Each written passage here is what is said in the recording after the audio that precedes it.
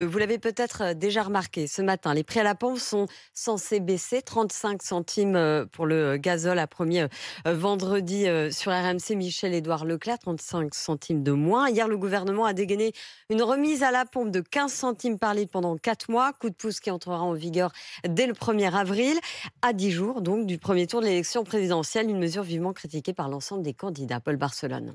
Un coup de pouce à la pompe à 9 jours du premier tour. Le timing fait tiquer Manon Aubry de la France Insoumise. C'est pas un hasard. Les prix de l'essence, ça fait des mois maintenant qu'ils augmentent. Le gouvernement aurait dû pas attendre la veille du premier tour de l'élection présidentielle. Ça fait plus de 6 mois, nous, qu'on demande très clairement un blocage des prix. Remise en caisse pour tous les automobilistes, peu importe leurs revenus.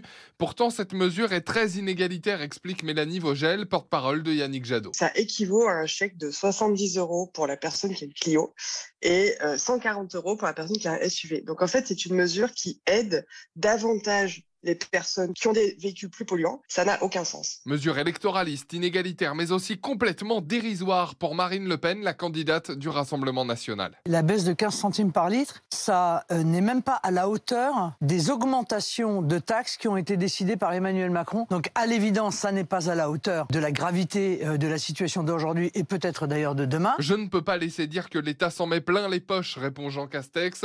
Le Premier ministre chiffre à 20 milliards d'euros le montant des aides en place pour compenser la hausse des prix de l'énergie.